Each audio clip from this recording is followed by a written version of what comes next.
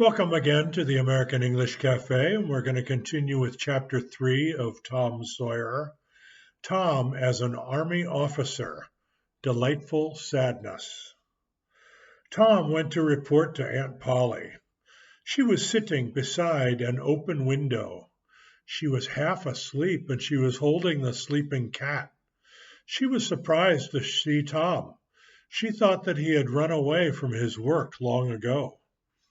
Tom said, "May I go and play now, Aunt?" "Already? How much have you done?" "It's all done, Aunt."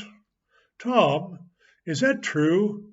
It makes me sad if you do not tell the truth."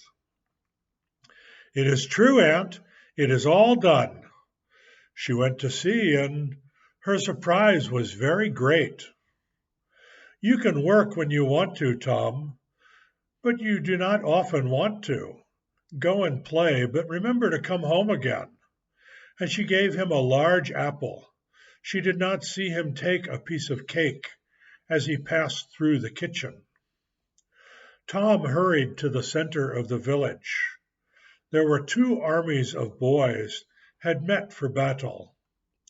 Tom was the leader, the general of one army, and his good friend Joe Harper was the general of the other.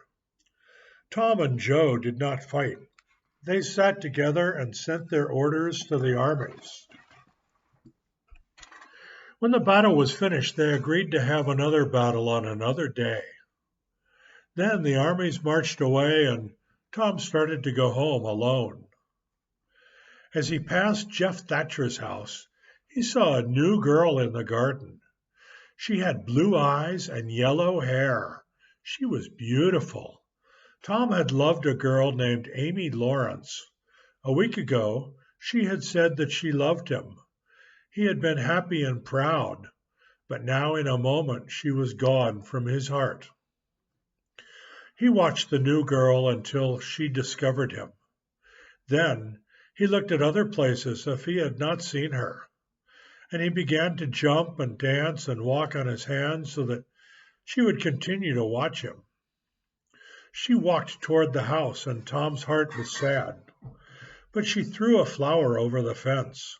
Then she was gone. Tom looked around. There was no person to see him. Slowly he picked up the flower.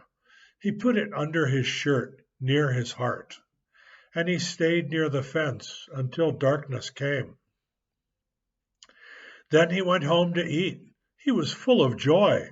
His aunt wondered why. Later that evening, his brother Sid was a bad boy.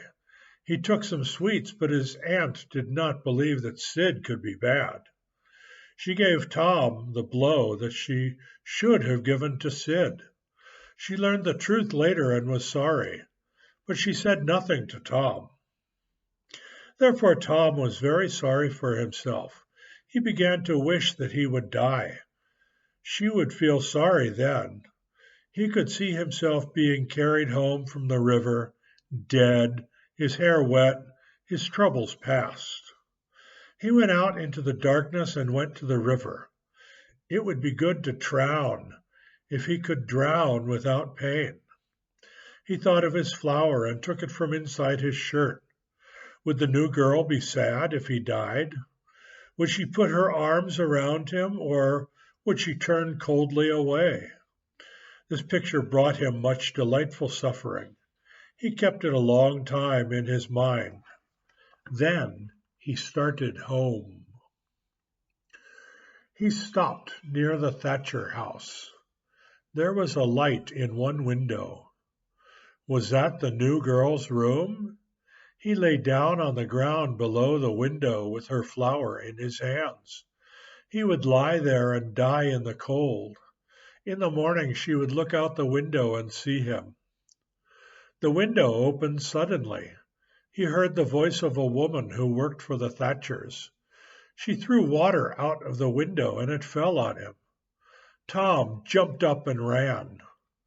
Sid opened his eyes and saw Tom, ready for bed, looking at his wet clothes. Tom's wild eyes made Sid afraid.